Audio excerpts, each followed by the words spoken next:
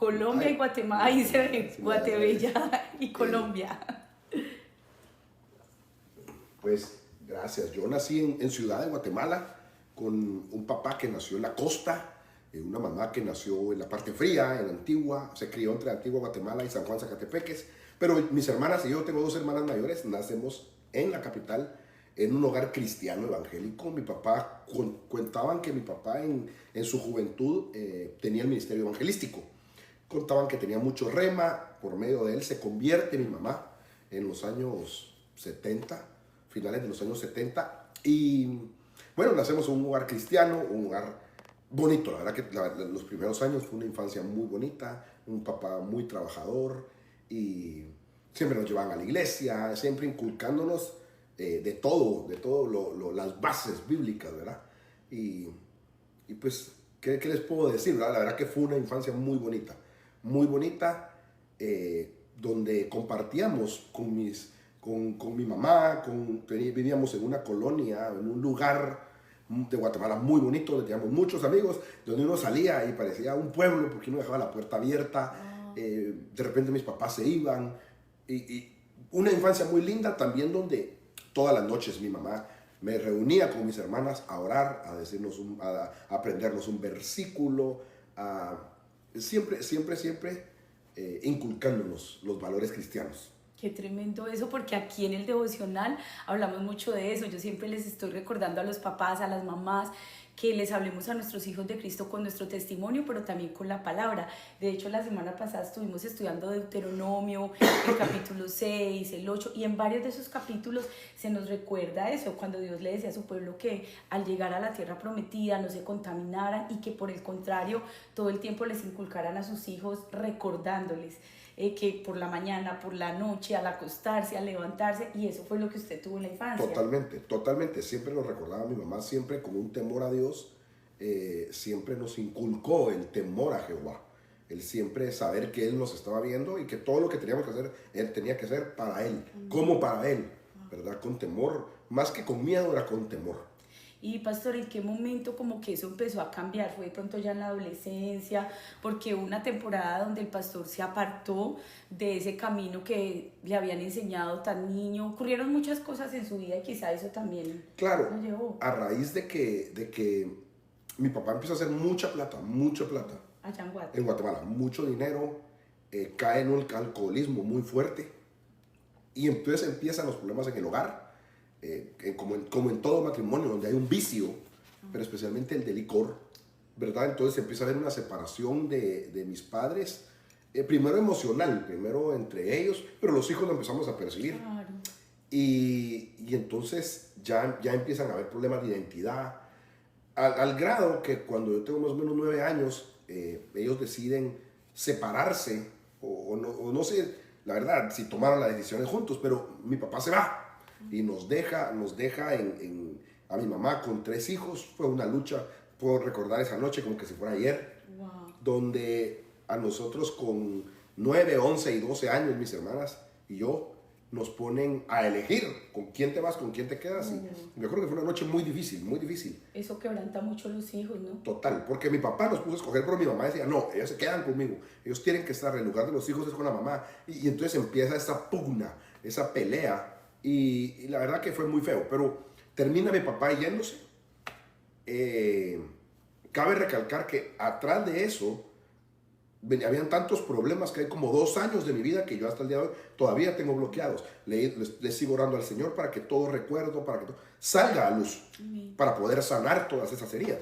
Pero en ese momento de que yo ya me descarrilo, mi mamá tiene que salir a trabajar por nosotros, se vuelca totalmente a trabajar, a sacarnos adelante. Y entonces hay un abandono, justificado, pero abandono. Eso fue a los 9 años, 11 años, pues yo...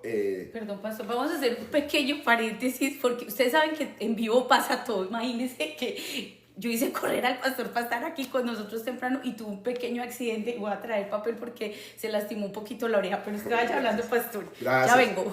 Entonces, a la edad de los 11 años, yo vengo y... La verdad, todo mi entorno de amigos no es culpa de ellos, pero en torno a ellos, yo vengo y todos son más grandes, y entonces la verdad que era un lugar muy sano, pero con malos, pues como todo joven queriendo experimentar, ¿verdad? Entonces, gracias. Entonces empiezo yo a probar todo aquello cuanto no debo de estar. Entonces empiezo por el cigarrillo a tomarlo en el nombre de Jesús. Eso el Señor me ha perdonado, pero fue una experiencia muy dura.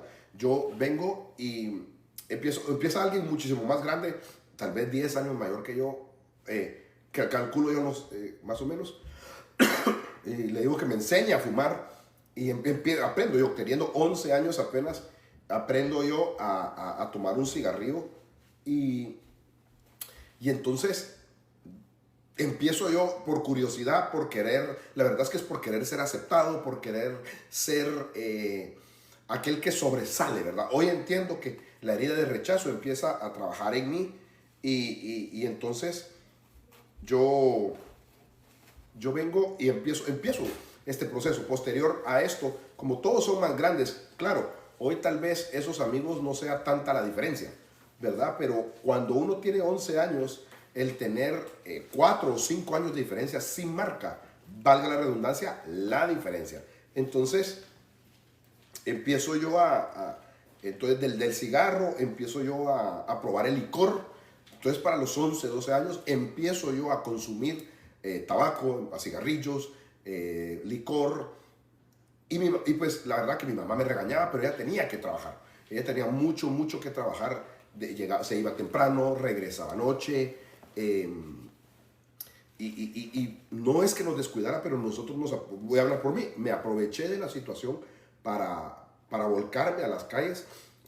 Posterior a esto, viene un día, nos llaman a la puerta, era la policía, la casa se había quedado hipotecada y nos sacan las cosas a la calle. Wow. ¿Cuántos años tenía ahí, pastor? 10 años. Ay, un niño. 10 años y entonces de tener una casa grande donde teníamos un mini zoológico. Wow, con zoológico y todo. O sea, mi papá sí hizo mucho dinero. Entonces, a irnos a la calle, a un cuarto, a una pieza de no más de 3x2, damos unos 5 o 6 metros cuadrados. Y no entendíamos, mi mamá con 3 niños ahí, ¿verdad? Y entonces, eso fue unos golpes muy duros a mi alma, a mi fe.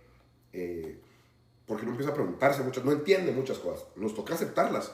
Y yo admiraba mucho a mi mamá porque entonces yo le comentaba, creo que ayer le comentaba, donde sí. De repente era aquello de que íbamos al supermercado y mami, podemos comprar esto, y no, ya no podemos, era lo básico, o a veces ni lo básico. Entonces, pero ella siempre nos hablaba, siempre nos hacía orar, siempre nos hacía, pero ya había un distanciamiento. Siempre conociendo de Dios, mi mamá me obligó a ir a la iglesia. Yo hoy la bendigo y se lo agradezco. A mí me llevó borracho a la iglesia, a mí de todo, pero la verdad que hubo un parteaguas ahí a los 11 años donde yo empiezo a perderme y a buscar la verdad que es a buscar mi aprobación, la falta de paternidad. Hoy yo a la luz de la palabra puedo entender que el rol del padre, yo creo que una de las peores cosas que puede decir alguien es yo soy papá. Yo soy mamá y papá. Mapa. Pero no se puede. Y en Guatemala dicen mapacha, mamá, papá y muchacha. Sí, sí. No, eso no, yo no puedo dar la maternidad. Por más que me esfuerce, no puedo. Claro. Entonces, en esa falta de paternidad, yo busqué la aprobación de mis amigos. Yo buscaba la aprobación de muchas personas. Y así, por eso es que yo aprendí a fumar, porque yo quería enseñarle a ellos a fumar. ¿Cuántos años tenías? 11 años. Y entonces todos mis amigos eran más grandes y a la mayoría yo les enseño a fumar. Porque yo quería ser aceptado. Hoy lo entiendo en retrospectiva. Pero entonces mi mamá, imagínense, empezó a tener una de problemas con mi mamá. Por esto, pero ella tenía que trabajar, no me podía tener ahí agarrado. Pues mi mamá empieza a levantarse. Yo recuerdo a eso, yo tenía 11, 12 años, empiezo a apoyarla en ciertas cosas a la par de ella, como a trabajar con ella, ¿verdad? Entonces empiezo a manejar dinero, empiezo a tener ciertos privilegios, digamos, y bueno, y a la par una vida desenfrenada. Para los 15 años, en Guatemala uno legalmente puede tener licencia de conducir a los 16 años. Todavía. Hasta Todavía, ahí. sí. Wow. Esa ley está hasta el día de hoy. Sí, Supervisión. aprobación de los papás, ¿verdad? Cualquier cosa que pase, pues es el adulto el que se hace responsable. Y entonces, pero a mí a los 15 años ya me dan carro. Yo no tenía ni licencia, pero yo ya tenía un carro en el cual me iba a estudiar. Yo iba al colegio, me encantaba ir al colegio, porque no me iba a otro lado, pero para ese entonces, digamos, ya tenía yo había pasado por 5 colegios. Wow. Me expulsaban de todos, me expulsaban. Y de todas maneras, pastor, es que este testimonio es tan impactante, por fin ya le paró, Ya. le eché un poquito de alcohol, espero que no le haya ardido. No. Esas son cosas que pasan en vivo y en directo. Además, el enemigo muchas veces no quiere que nosotros escuchemos un testimonio como este, porque lo que vivió el pastor fue tremendo, o sea, no solamente que vivió toda esa herida de paternidad, que es una herida, un quebranto muy fuerte que daña para siempre, pero viene Cristo y lo restaura. Pero es entender que nosotros como padres tenemos un poder muy fuerte en la oración y que, como dice la palabra, instruyamos a nuestros hijos en el camino correcto, en la palabra de Dios, y que aunque sean grandes no se apartarán, y aún si resbalan y se caen, el Señor los vuelve a levantar, porque eso fue lo que pasó. Totalmente. Yo ya cuando empiezo a tener yo esa edad, gracias, mi mamá se levanta económicamente. Entonces empezó a manejar más dinero, más responsabilidades, ya con carro, todo, pero siempre mi mamá encima mío. Pero de la par, el tener que salir, el sustento de la familia, pues mis hermanas también ayudaban, pero digamos, por la casa, o sea, todos ayudamos, pero a mí me tocaba ayudar en la calle, trabajando. Y Desde muy niño. muy niño. Wow. Y entonces, ¿Y qué hacía usted, pastor? O sea, ¿qué tipo de trabajo podía hacer usted tan chiquito? pues hacía, mi mamá era abogada. Entonces yo me dedicaba a llevarle, traerle papeles, ver gente, hacer de todo, hasta que ella tiene una finca, un terreno donde tiene ganado, vacas, un terreno grande, llegamos a tener mucho. Para todo eso tenía 15 años y yo viajaba y me hacía cargo de la finca. Con 15 años Wow. me iba fuera de la ciudad. Es que a mí me impacta porque mi hijo menor tiene 15, yo no me puedo imaginar a mi hijo Juan Miguel cuidando por allá las vacas, llevando un documento, manejando, Sí. además el tráfico de Guatemala, o sea, No, es tremendo. el peligro.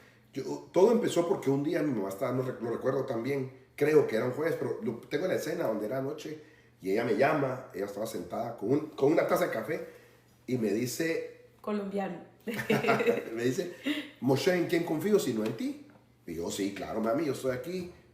Y entonces me dice, ¿tenés valor para irte hasta la finca? Estamos hablando 190 kilómetros de la capital. Es muy lejos. Y yo le digo, sí, claro, es que hay que ir a pagar el ganado, hay que ir a pagar la leche. Y me saca un maletín, una maleta así, con dinero en efectivo, con mucho dinero en efectivo. Y me dice, bueno, llévatelo. Y ese mismo día me da un arma. Y me dice, bueno, tú ya sabes usar una pistola. Uy, qué susto. Te la doy porque es necesario, cualquier cosa puede pasar. Si la vas a usar, si la vas a sacar, usala, me dijo. Si no, que te roben todo, me dijo, no tengas pena. Wow. Y entonces, de esa manera, a los 15 años yo tengo carro, tengo plata y tengo pistola. Tengo poder. Nunca abusé de ella. Me enseñaron a usarla. No justifica. Entonces empiezo yo a ir y a venir. Pero mi mamá hizo muchas malas asociaciones. Claro, este crecer económico trajo más distancia entre nosotros. Porque ella tenía que trabajar más. Claro. Perdón. Entonces, por ejemplo, yo recuerdo, entonces ya para ese entonces yo ya tenía un grado de alcoholismo. A los 15. A los 15 años. Entonces, me recuerdo que yo a veces llegaba de noche, me regañaba. Ya para los 15, 17 años, yo a veces llegaba al otro día, domingo, 7 de la mañana iba entrando.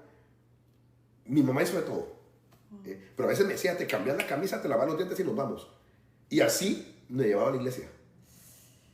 Yo le decía, qué vergüenza la tuya, me decía.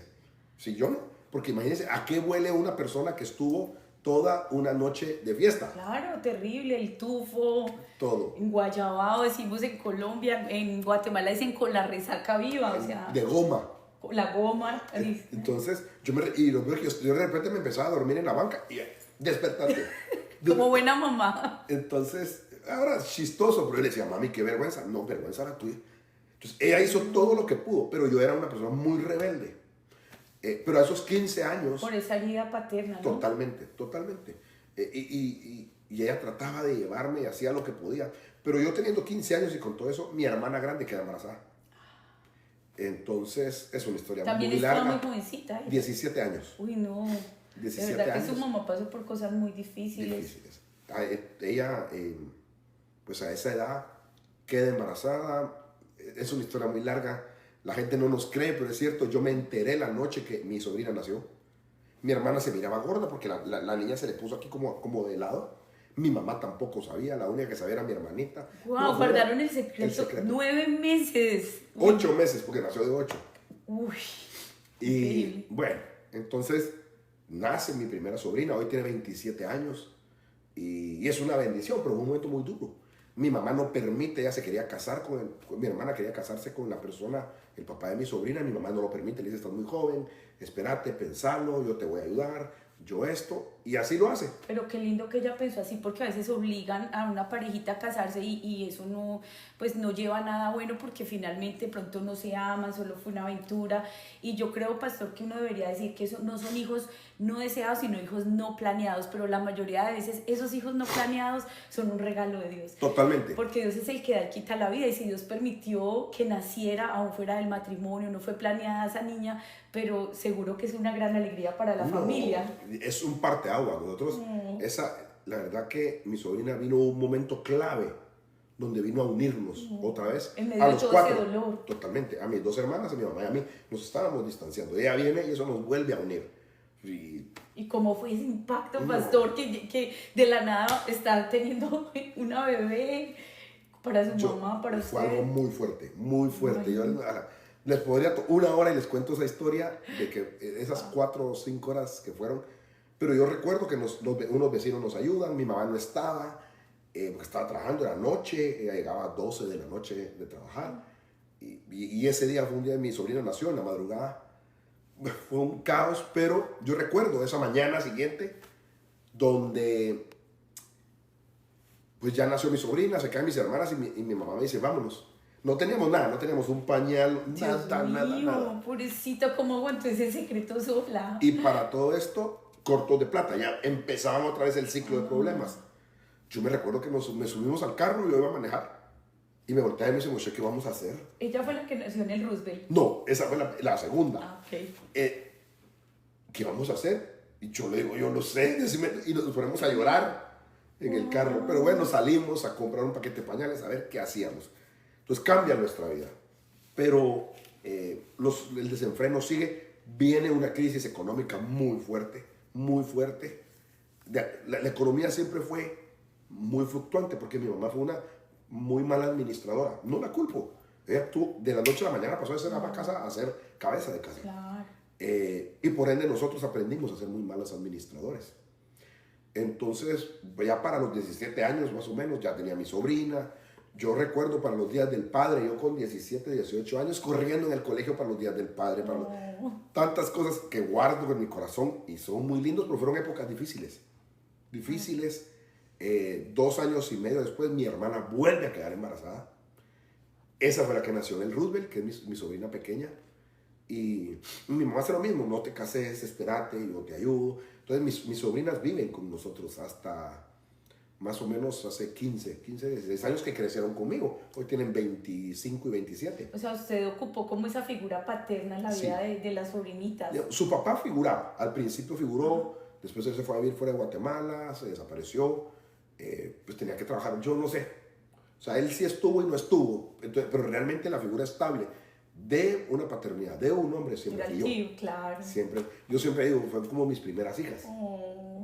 Y siempre el Señor te ha tenido rodeado de las mujeres. hermanas, ahora la esposa. Porque no les contamos al principio, ayer vi en el video, ahí en el Instagram de Comunidad de Gracia Katie, se los compartí porque grabamos un pedacito del testimonio del pastor de cómo el Señor le regala a su esposa, la pastora Luisa, le regala una hijita, y ellos son un testimonio muy grande de fe. Por aquí la hermana Patti Jiménez, ella nos saluda desde San Lucas, Zacatepeque. ¡Ay, qué alegre! Donde vivíamos nosotros, y dice: impresionante cómo las mamás en Guatemala han trabajado duro por el futuro de sus hijos.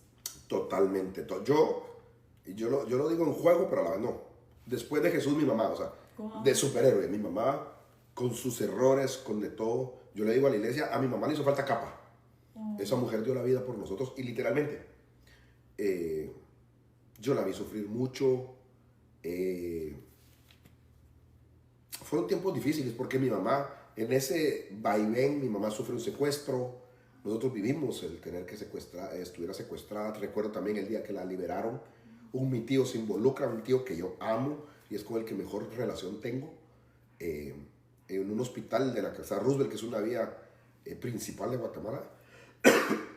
Él, perdón, agarra un radio como de policía que no servía, una pistola, y se va con los secuestradores. Y nosotros tres, no se me olvida, en la parte de atrás del sillón del carro. Y en ese hospital, él se baja y le dice, soltala, estás rodeado. Y no había nadie. El radio no servía. Y así liberan a mi mamá. Wow, Del secuestro. difícil. Una vez tuvo una persona, yo recuerdo ver a mi mamá, una vez la lastimaron toda la cara, le pegaron. Una vez también nos balearon el carro, llegamos con tiros atrás. O sea, porque el machismo en Guatemala en los 90 era muy fuerte. Y ver a una mujer saliendo adelante y todo. Increíble. Sí, a mí me impacta mucho esa situación en Guate y bueno, en casi todos los países de América Latina, pero mi esposo y yo, ustedes saben que somos colombo-guatemaltecos, tenemos nuestro hijo Chapín, entonces nos creemos chapines también, pastor de corazón. Son. Sí, de hecho el pastor decía, ustedes parece que hubieran vivido más años allá, solo fueron 4, pero así nos conocemos todos y nos dicen dónde la Roosevelt, es más, mi hijo nació en el Roosevelt, o sea, conocimos por muchos lugares, Dios nos dio esa bendición. Pero por eso, pastor, a mí me impacta mucho escuchar todo eso que ustedes vivieron allá, lo que pasó a su mamá, pero hubo un día muy oscuro, yo creo que fue como el peor día de toda la historia. Sí, la verdad que Dios ha sido bueno. Yo he tenido que sanar mucho. Yo cuando empecé con mi esposa, ya casados. Qué psicóloga, gracias a Sí, Dios, la Dios pastora Luisa Dios le dio el paquete completo. Hasta además, le digo yo le tengo que dar vuelto, así le digo a mi esposa. Qué lindo. Dios se pasó con ella, pero yo pasaba por muchas calles de Guatemala y en todo lugar yo tenía un mal recuerdo. En todo lugar. Y esos son aquello que Dios ha venido destapando. Pero bueno, en ese trabajo va y ven, mi mamá empieza a comprar una casa a una persona que conocíamos de toda la vida. Habíamos crecido juntos, o sea, como nosotros, creería yo, o sea, una amistad, entre comillas, sana. Mi mamá me decía, mira, anda, déjale plata. Yo iba, le pagaba, y así. Un día nos toca la puerta la policía y las cosas a la calle. Él con una demanda diciendo que no le habíamos pagado, cuando no era cierto. Oh. Y no habían recibos, no había como Había unos, colaborar. pero eran a mano. Pues por esa amistad. Claro. Uno no se espera eso de alguien cercano. Otra vez a la calle, una herida más fuerte de abandono, de no tener casa. Para eso yo ya tenía 16, 17 años, ya con una nieta, mi mamá. Y bueno, pero empezamos a salir adelante. Yo del alcohol y todo, pruebo drogas, todo es progresivo. Todo es progresivo. Entonces, mi mamá no lo supo, pero yo tuve un problema fuerte con las drogas. Quien a mí me ayudó a salir es mi hermanita. Yo la bendigo a ella y se lo digo. La menor. La de en medio. Nosotros le decimos la pequeña, pero la de en medio. Yo soy el menor. Y ella es la que tuvo a su bebecita. No, la grande es la que tuvo las primeras dos bebés. Mi hermana, la de en medio, queda embarazada a los 22 años, creo yo. 22, 23 años. Ella sí se casa, no le hace caso a mamá. Y pasa a vivir al hogar de nosotros. Estaba enamorada, me imagino. Pues no sé. No se acuerda ya. Pero se pasaron ella se casa y vive con nosotros. Ya era una boca más. Pero eso fue después de que nos echan de la segunda casa. Rentamos una casa y ahí sucede esto. Bueno, entonces a trabajar duro y... Bueno, la verdad es que yo empiezo la droga. Yo un día dejé las drogas porque Dios es grande. A mí sí se puede, mamás, ustedes que oran por sus hijos o usted que está ahí conectado, que está luchando con un quebranto de alcohol o de droga, el pastor nos deja ver que con la ayuda del Señor y de su mano, sí se puede. Totalmente se puede. No se los aconsejo, no se metan. Ya les voy a contar rapidito, pero fue muy difícil. Se pagan precios muy altos, muy altos. Yo estoy aquí y muchos, ¡ay, qué gran testimonio! No tengan un gran testimonio, de verdad, como estos, porque... Uy, pastor, eso a mí me hace pensar mucho porque imagínese, perdón que le Sí, haga sí, el no, paréntesis, pero imagínese, pastor, que yo nací en un hogar cristiano también, pero como que sí, claro, hice cosas terribles, necesité a Cristo en mi vida, esa revelación de fe, pero como que yo siempre quería un testimonio así, o sea, yo les decía, yo quería contarles que yo, no sé, que me encontraron borrachas y vomitaba en un andén, o que probé droga, o que mire todos los tatuajes, como para que la gente dijera, uy, es que Cristo sana. Pero pastor, usted hoy una vez más corrobora esa palabra que el Señor a mí me ha dicho, es que también es testimonio guardarse, o qué terrible querer tener un testimonio para poder ganar a otros para Cristo, y yo eso que creo, usted dice es verdad. yo creo que hoy por hoy es más difícil tener un testimonio de guardarse. Wow, sí, Porque hoy perderse es muy fácil. es verdad. Muy fácil. Y es muy... perdonen. Yo se lo digo a los jóvenes de mi iglesia. Hoy es más valiente aquel que se guarda que aquel que regala o desperdicia su virginidad. Hoy es más valiente aquel que dice no a aquel que quiere encajar en un lugar. Y ese fui yo. La verdad que la mayoría de cosas fue para que no me rechazaran. Yo quería encajar en grupos y sobresalir. Entonces era, ustedes no prueban, yo sí pruebo. Y terminaba en grandes vicios. Yo dejé las drogas un día, solo Dios, yo decidí dejarlas. De la noche a la mañana. Lo peor que, a mí la gente me dice, ¿cómo no te moriste? Sí, porque ese proceso de desintoxicación y de abstinencia es... Ya para todo eso, 20 años, digamos, 19, 20 años. Yo tomaba casi todos los días. Yo me fumaba 4 paquetes de 20 cigarros, son 80 cigarros diarios. Y drogas. Entonces yo decido dejarlas, porque será que solo Dios. Y entonces yo le pido ayuda a mi hermana. Y ella me dice, sí, yo te ayudo. Entonces callaba la boca, compraba suero. Y se lo metía así. Y me lo iba a dar con la tapaderita, ¿verdad? Porque yo todo lo vomitaba. Pasé 2 semanas sin dormir. Yo miraba arañas en las paredes. Es el síndrome de abstinencia, ¿no? Todo, horrible. Entonces, y hoy que yo he trabajado con adictos, en la iglesia tenemos un ministerio para adictos. Lo primero que hacen a alguien que llega borracho es darle licor. Yo no lo entendía. Claro. Pero es para írselo quitando poco a poco. Paulatinamente hasta que... Exacto, lo que yo me lo quito, por eso no sé cómo no me morí. Entonces, bueno, logro dejarlas, pero me quedo con el tabaco y el alcohol, un alcoholismo y un tabaquismo fuerte, fuerte, fuerte. 80 cigarros diarios. Entonces yo tomaba todos los días. Mi mamá me dijo de todo, pobrecita. Días me regañaba, días me sentaba y me hablaba, días se reía, porque pues un borracho también, ¿verdad? Sí. Días no me decía nada. Dice que los borrachos siempre dicen la verdad. Siempre, casi. Entonces un día me recuerdo que me sienta mi mamá y me dice, mira Moshe, ya me cansé. Yo hasta aquí llego. Yo ya no te voy a buscar hospitales, yo ya no te voy a buscar a funerarias, yo ya no te, a la policía, nada. Ya no más. Yo te pongo en las manos de Dios. Y siempre me repitió algo, desde que tú estabas en mi vientre yo te pacté. Yo te pacté para Dios. Siempre me lo repetía. Y su nombre Moshe es bíblico, ¿no? Sí, es Moisés, solo que en hebreo. Yo me llamo Moshe Aarón. De hecho, yo le decía a mi esposo, es Moisés y le dices Moshe de cariño. No, es Moshe. Y a gente le cuesta pronunciarlo porque no sabe como el origen hebreo del nombre, ¿no? Sí. Pero Moshe Aarón. Aarón, así Wow, son qué los bonito. nombres. Entonces, por eso de un hogar cristiano. Mi hermana grande se llama Catherine, por Catherine Kuhlman. Wow. Era la autora favorita de mi mamá. Tiene una promesa ella. El de mi otra hermana se llama Bennett. No sé de dónde viene, pero sé que también es de alguien que mi papá admiraba mucho.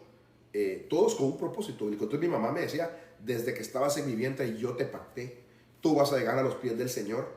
Y ese día me dijo, yo hoy ya no salgo más a buscarte. Yo te pacté, eso sí, yo me quedo orando. Y le oro a Dios para que llegues completo, para que no llegues sin una pierna o sin un brazo. Pero de que llegas. ¿Y qué hace uno? Rebeldía, nada. Dormite, ¿para qué te quedas orando? Y uno se cree invencible. Y ella seguía declarando la palabra. Todo, siempre. Mamás, ahí está la promesa. O sea, no nos podemos dar por vencidas porque la oración de una mamá es poderosa. No hay nada más poderoso que la oración de un padre. Yo hoy tengo gente que me dice, pastor, ore por mi hijo. Yo le digo, pero si yo no tengo más autoridad que tú. O sea, claro que oro, pero la primera iglesia es la casa, la Biblia lo dice. Y ahí los primeros pastores somos los papás. Definitivamente, yo le digo a los hermanos de la iglesia que si me llaman a la medianoche, venga, ore por mi hijo, o están pasando mi hija, esto, yo voy ahí, porque de verdad, o sea, yo tengo un amor muy grande por esos hijos, por esas familias de la iglesia, pero nadie va a amar a un hijo más que un papá. O sea, nadie va a orar con mayor pasión. Yo puedo orar por su hija mía, pastor, y qué lindo, pero ¿a quién le duele más esa hija? A usted y a la mamá. Claro, Entonces, y la autoridad que da Dios. Exacto. La cobertura, ya Eso vamos es a hablar de importante. eso. Pero, entonces, yo entonces, pues, ya sin la mamá, pues agarro al desenfreno, más, ¿verdad?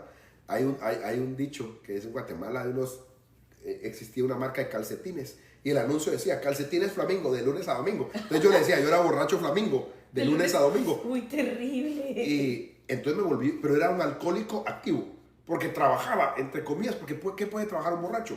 Claro. O engomado, o enguayabado. Todos los días tenías que tomar. Todo era una cervecita. Porque hay gente que toma y dice, yo no soy alcohólico, yo solo tomo una cervecita para refrescarme. Eso es mentira. Eso es mentira. Yo reconozco que hay gente que puede comer con una cerveza. Pero de vez en cuando. Aquel que no es que solo me toma una o dos, pero lo hace 2 o 3 veces por semana, ahí hay un problema. La gente no lo cree. La gente cree que el problema solo es aquel que no puede decir, no puede parar hasta estar bien borracho. No. Yo creo que es peor aquel que es solapado. Claro. Entonces... Y no reconocerlo, ¿no? Porque el primer paso es reconocer. Totalmente. Y en Cristo también, o sea, para Dios ayudarnos, tiene que empezar. Dios es un caballero. Él dice, llama a la puerta y abriré. Clama, te responderé. Sal a buscarme y yo salgo, te encuentro. Amén. Dios siempre nos llama a dar el primer paso. Amén. Siempre. Y entonces yo me desenfreno. Para este entonces yo tenía un gran amigo del colegio que creció con una tía, porque su mamá lo tiene joven, se lo deja a su hermana y ella se viene aquí a Estados Unidos a trabajar. Y aquí hace su familia, pero este amigo se queda con su tía. Él tenía mucha plata y un día la tía muere. Y él se queda huérfano, entonces lo adoptamos nosotros en la casa.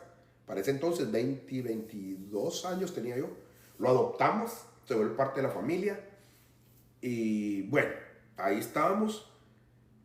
Hasta que, bueno, yo siempre en medio de todo yo respetaba mucho a mi mamá porque la amaba, trabajé con ella toda mi vida. O sea, a excepción de a los 17 años, fue la única vez que yo tuve un trabajo donde me pagaban una empresa.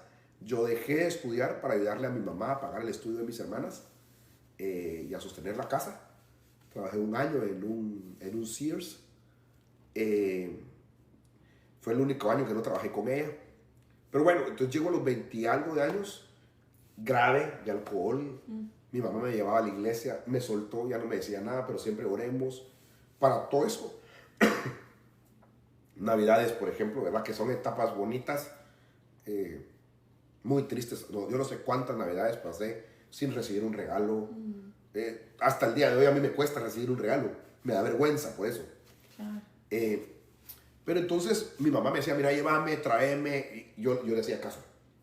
Entonces un día había una célula, recuerdo yo, y eran los días martes.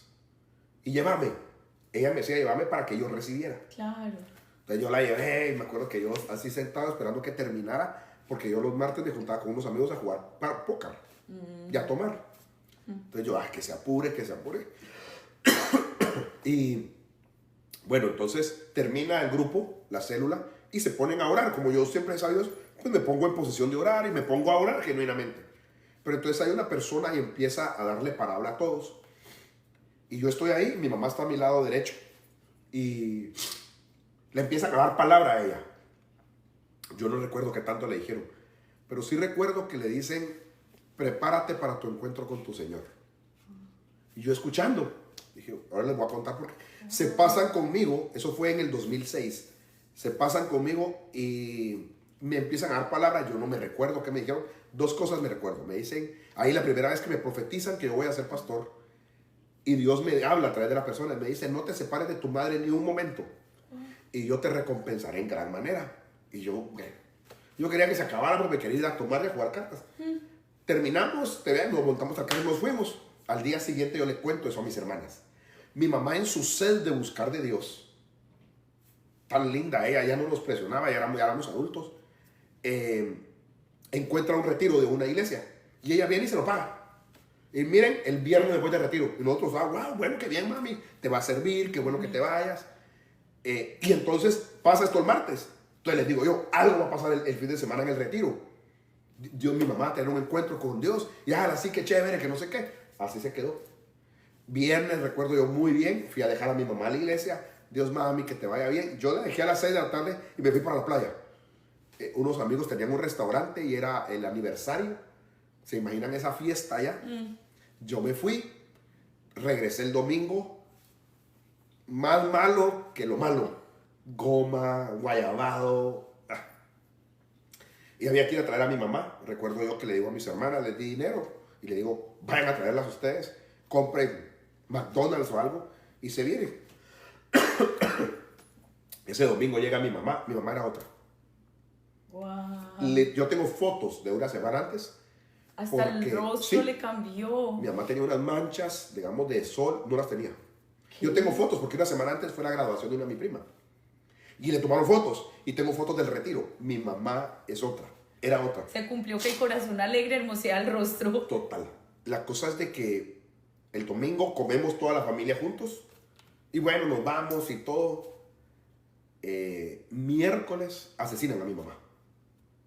Íbamos en el carro, yo me detengo porque ella me pide que me baje a comprar algo. Yo quería llegar a la casa porque iba a llegar mi amigo a tomar. Pero me estaciono. Mi amigo que vivía con nosotros, íbamos en un carro de una fila. Entonces él se baja, deja la puerta abierta, se sube alguien, me pide el carro, empezamos como a forcejear, suelta un disparo, mi mamá le entra aquí y me cae mi mamá en las piernas. Oh, Señor. El tipo se va, yo volteo, la sangre no me dejaba ver porque le atravesó la aorta, la yugular. Mi mamá en mis piernas, yo sí estaba armado, pero no me dio tiempo de sacar la pistola debajo del sillón. Volteo a ver, mi amigo iba corriendo del susto. Bueno, yo salgo rápido en el carro, voy a los bomberos, me cruzo la calle y me voy contra de la vía porque era hora pico. Claro. Los carros se me quitaban, en carretera de Salvador se me quitaban y yo haciéndoles luces, llegué a los bomberos. Bueno, mi mamá muere esa noche. Oh, Dios. Ahí entendí la palabra del Señor de 8 días antes.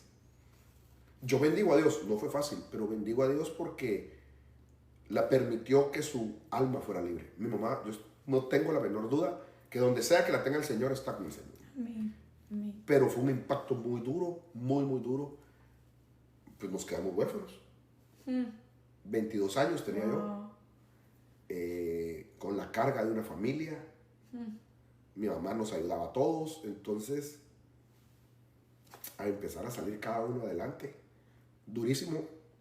Y de la muerte de mi mamá, pues yo me desenfreno más. Porque no, yo no soy triste. Yo no estoy triste. Yo me tomé literalmente en licor 50,000 quetzales. ¿Qué? Eso es demasiado Esos dinero. son $7,000 en 20 días. ¿Qué? No me compré un dulce, nada. Pero entonces como que esa fue la primera parte del duelo. Totalmente. Como la negación. La negación. Querer como Y enajenarte. Y estar mis hermanas bien, no, yo les voy a ayudar y les daba plata, les ayudaba, pero ese dinero se acabó. Y yo me lo acabé. Mi mamá muere en noviembre del 2006 para febrero, marzo del 2007 me dan 3 derrames cerebrales. Uy, sí. En 2 días. O sea, lo que calla los Todo. labios, lo que calla el alma, el cuerpo lo refleja. Totalmente. Yo les digo, yo fumaba mucho, tomaba mucho. Me pongo a tomar café, yo me tomaba 30 tazas de café al día. Todo en excesos. Pero empiezo a hacer mucha plata. Me junto con gente que no debía. Y empiezo a hacer mucho dinero. Pero en esos grupos yo siempre me hablaba. Y cuando no está mi mamá, tengo un primo. Y él de repente me decía, vení, unas hermanas de mi iglesia quieren orar por ti. Y él las llamaba. Y entonces ellas oraban por mí. Siempre me decían, hay un espíritu de muerte sobre ti. Y me ministraban. Yo a veces borracho. Y él me decía, hey, denles ofrenda. Y yo, está bien.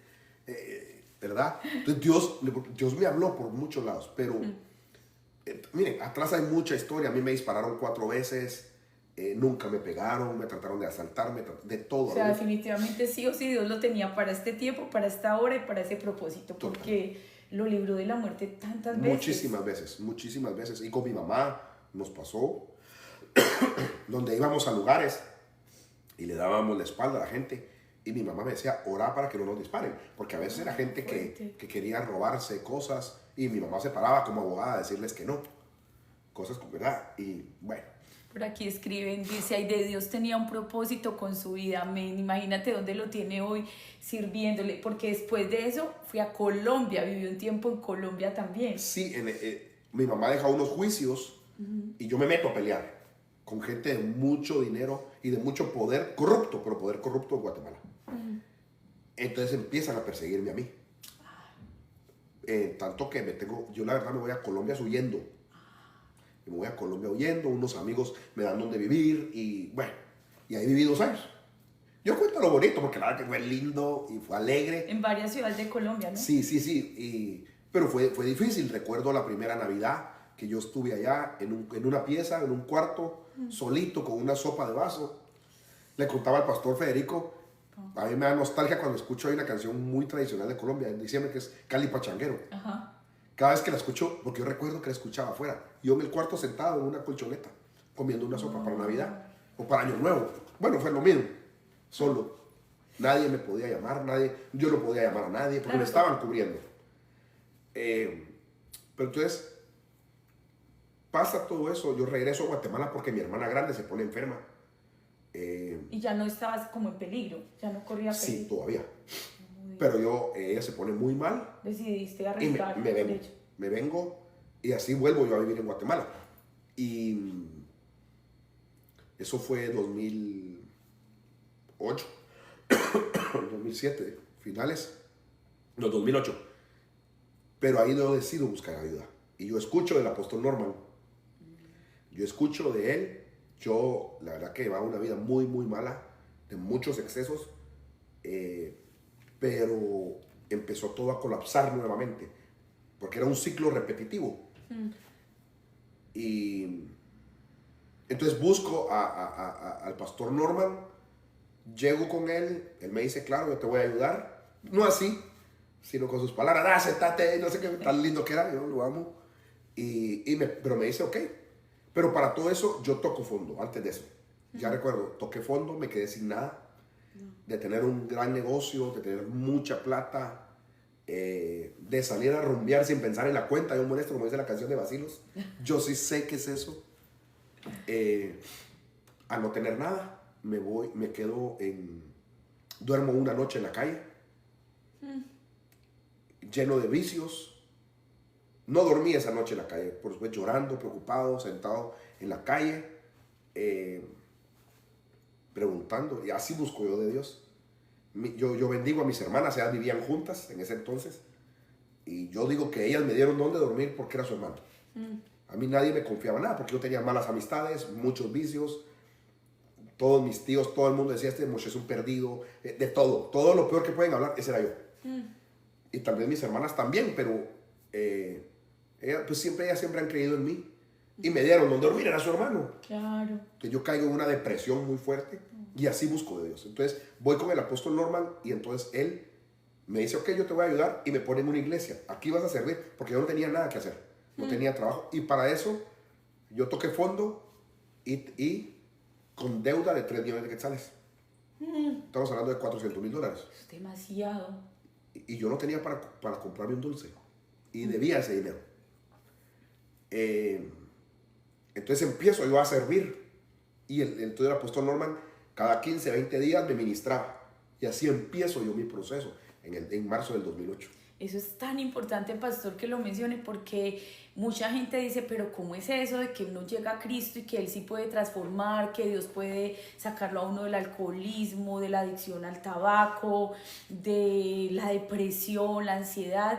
Y hubo algo que a mí ayer me hizo clic cuando estábamos hablando, pastor, porque de pronto me salto un poquito ese proceso, pero el pastor mencionó cómo, a pesar de ya ser un pastor, de servirle a Dios, hubo un momento de su vida donde él sufrió depresión, si no estoy mal, en la pandemia. La verdad que me di cuenta después de pandemia. Wow, que había estado deprimido. Que toda mi vida había estado deprimido. Wow. Porque usted hasta sentía el impulso de decir, yo no quiero estar aquí. Sí, es que yo desde niño fui muy hiperactivo, soy hiperactivo. Yo no puedo estar quieto. No, Por eso de yo, verdad. yo bajo la pierna, la subo yo. De todo me No pasa. le creo. Entonces, a mí como, como a los 11 años me diagnostican. Yo tengo HDAD, que es déficit de atención con hiperactividad Wow. y dislexia. Dislexia es que confundo los números y las letras. La B con la D. Sí, sí, todo. Yo vi el reloj y pensé que eran las 6:30 y eran las 7:03. Dios mío. ¿Verdad? Cosas como esas. Y lo hicimos correr tanto que se cortó y todo, pero Sí, no. Entonces, la cosa es de que yo empiezo mi proceso, me tomó muy fuerte un proceso de liberación, me tomó casi 3 años dejar de tomar, estando en la iglesia, sirviendo, abriendo la puerta, haciendo el peor trabajo, limpiando. Y me gusta que mencione eso, pastor, Yo porque empecé de esos abajo, sí. procesos no son ya, no No. es de un día para otro, ni el ministerio, ni el llamado, ni la sanidad. Y puede haber gente que va a la iglesia pero está luchando con el alcoholismo, con droga, con pornografía, pero quédate ahí en la casa de Dios porque ahí es donde vas a ser libre. Total, recordemos que Dios trabaja de adentro hacia afuera. Exacto. Él estaba trabajando en mi espíritu, después en mi alma, para verse reflejado en el cuerpo. Entonces yo iba a la iglesia y decían, este que va a la iglesia, el más borracho, el ladrón. Wow.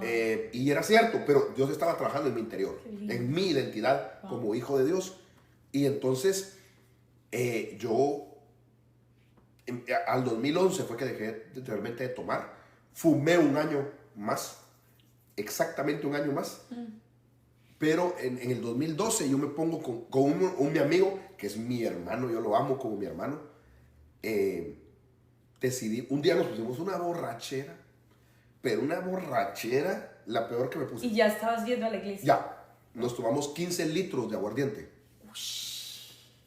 Bueno, no eran litros, creo que es más. Se llaman pulmones, le decimos en Guatemala. Pobre hígado. Como no nos El morimos. páncreas, Dios mío. Dios A mío. raíz de eso, los dos dejamos de tomar. La cosa es de que yo ya no podía. Mi hermana siempre, la de en medio, siempre me ayudaba. Me fui a dormir a su casa. Pasé 3 días malos de esa borrachera. Y ella me regañaba, pero siempre me ayudaba. Pero a raíz de eso, entonces me invitaban a salir y yo no, porque me sentía mal. Pero eso fue como en abril. Ya estuve como luchando, salía de fiesta, pero no mucho porque me sentía mal. De verdad fue mucho lo de ese día. Mucho exceso. En septiembre me habla Dios. El 13 de septiembre del 2012 Dios me habla. En un grupo de la iglesia. Y me dijo, todos aquellos, porque a mí me mataron abogados, como unos 3 abogados.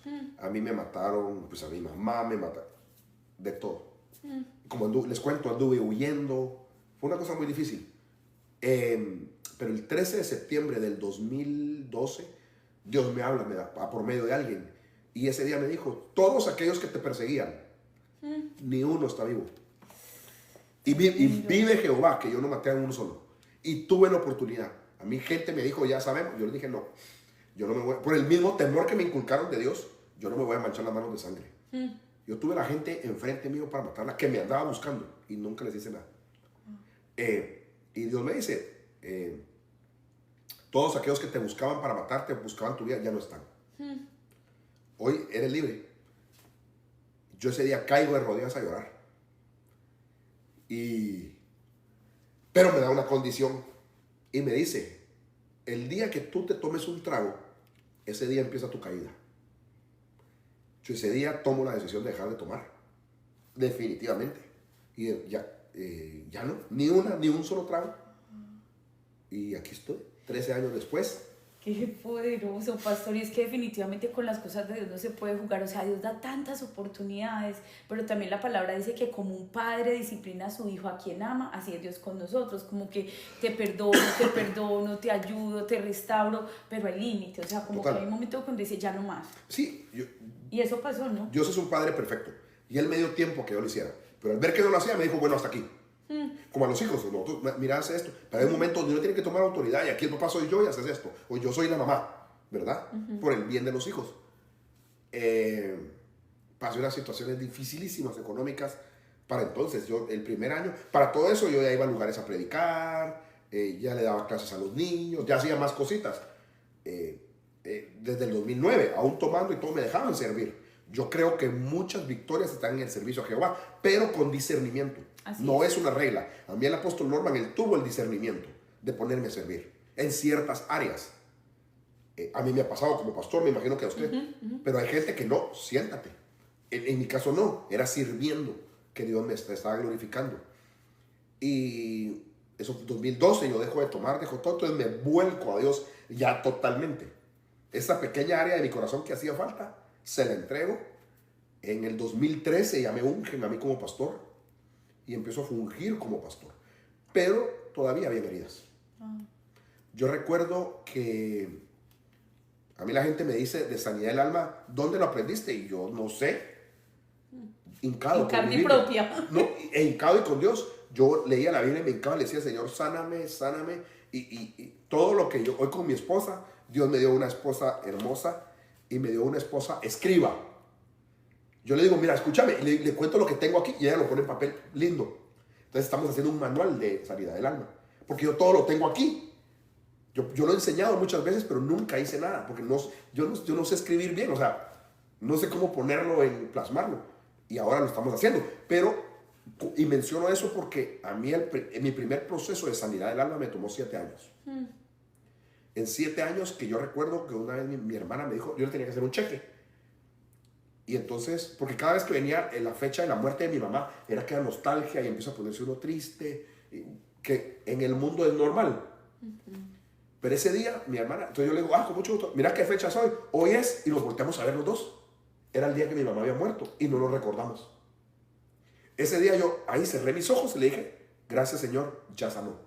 Wow, cuando ya recuerdas, pero recuerdas sin dolor, esa es como una clavecita para saber que ya sanaste. O sea, mientras la herida todavía está abierta, te cae limón, te cae agua y te arde. Total. Pero cuando ya la herida cerró, es como, sí, es un recuerdo que siempre va a estar, siempre. Sí. Pero ya no se recuerda igual. Exactamente. Es que, bueno, no sé, como pastor, en el cuerpo hay 2 memorias. Está la memoria del alma y la memoria del cerebro.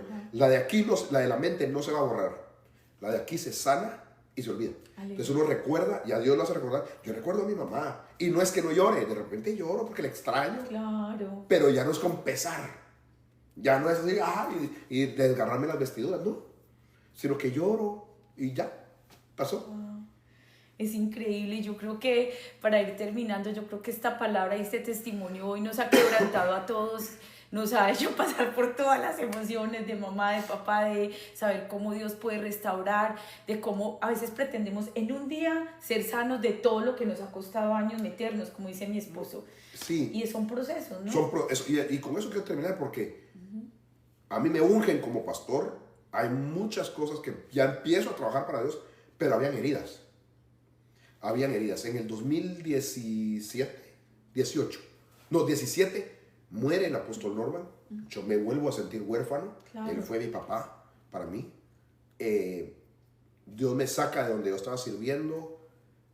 Hago el cambio de cobertura para con hoy quien es nuestra cobertura, que amo a mi pastor. Mi pastor Darío. Lo amamos. Pastor. Lo amamos yo a él y lo admiro mucho. Pero en esa transición, Dios me dice que levante una iglesia, que es la iglesia que hoy el Señor me ha dado a pastorear. Allá en Guatemala. Guatemala. Por si alguno no tiene iglesia en Guatemala, pastor, ahorita les da la dirección. Sí, ya se las doy. La cosa es de que empiezo yo con la iglesia. 2 años después, cae pandemia. Mi mayor temor era estar solo. Yo no me había casado. Entonces, yo le decía, Señor, porque empieza que cierran el país, que no lo cierran, que esto. Y entonces, finalmente, en resumen, cierran el país. 2 o 3 semanas, 2 semanas. Yo pasé 2 semanas sin hablar con nadie. A mí el teléfono no me sonaba. Fue un desafío porque nos tocó pasar a hacer los servicios en vivo, ¿verdad? Yo apagaba el celular y no tenía nadie que me dijera, bueno, o qué mal mensaje. Nada. Dios trabajó. Pero esas heridas no sanadas. Por eso les hablo, ya siendo pastor, no metiéndome a un proceso correcto o no queriendo pagar el precio. Miren, se los voy a decir de esta manera. Con Dios se gana con 100, no con 99. Wow. O pasan el proceso completo o no lo pasan. No se pasa raspando, como decimos en Colombia. Nada. Entonces me cobraron factura. Y entonces yo estaba solo, pero también en soledad. Porque no es lo mismo estar solo que estar en soledad. Uno puede estar rodeado de gente, pero sentirse solo. Y a mí me pasaron las dos. Me enfrenté a mi mayor miedo, que era estar solo. Yo no he escuchado audiblemente a Dios, nunca. Él me habla a mi espíritu, yo sé que es Él, pero audiblemente no. Pero una noche se me presentó el diablo, aquí en este lado. Yo no lo vi, pero lo escuché. Yo estaba muy mal, muy triste. Y me llegó a decir, ¿dónde está tu Dios? Y no que le servís, y no que esto. Y me empieza, y yo me pongo a platicar con Satanás. No, que eso no es así. Y con el diablo no se habla. Exacto. Porque uno pierde. Yo venía considerando había una herida, pero la verdad que esa fue la noche, después de esos días, donde yo realmente consideré el suicidio. Yo me iba a suicidar. Había en el apartamento que vivía, había unas vigas, yo me colgué para ver si me aguantaba. Porque me voy a colgar y eso se rompe. O sea, yo bien pensado. Yo lo iba a hacer, yo estaba muy triste, una depresión tremenda. Pero una noche, no sé por qué, yo no sé qué pasó, pero me hinco en la esquina del cuarto y me pongo a clamarle a Dios. Yo lo único que me detiene hasta el día de hoy es el poco o mucho temor a Jehová que yo tenía en ese entonces. Y me pongo a clamarle, le digo, Señor, no permitas que yo haga una tontera. Y empiezo a clamarle. Yo ya era pastor, teniendo conocimiento de la palabra, pero no lo conocía como un padre. Yo no sé qué pasó, cuánto tiempo estuve ahí, pero Dios no lo permitió. Después de eso, Él me inunda con su amor de una manera que hoy extraño ese tiempo. Ahora extraño ese tiempo que pasamos él y yo en pandemia. Pero todo cambió, el ministerio cambió, mi corazón cambió. Eso, entonces, las heridas sanaron. El Señor me da otra visión. Escribí estudios, escribí prédicas. Yo pasaba 2 días sin dormir, escribiendo, lleno del amor de Dios, una cosa espectacular. Y eso es lo que hace la antesala para que llegue mi esposa.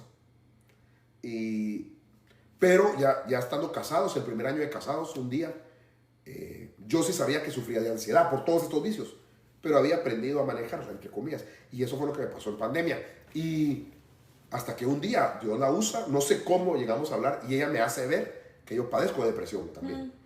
Y entonces eso a mí me golpea muy fuerte, porque según yo me creía muy, muy bueno.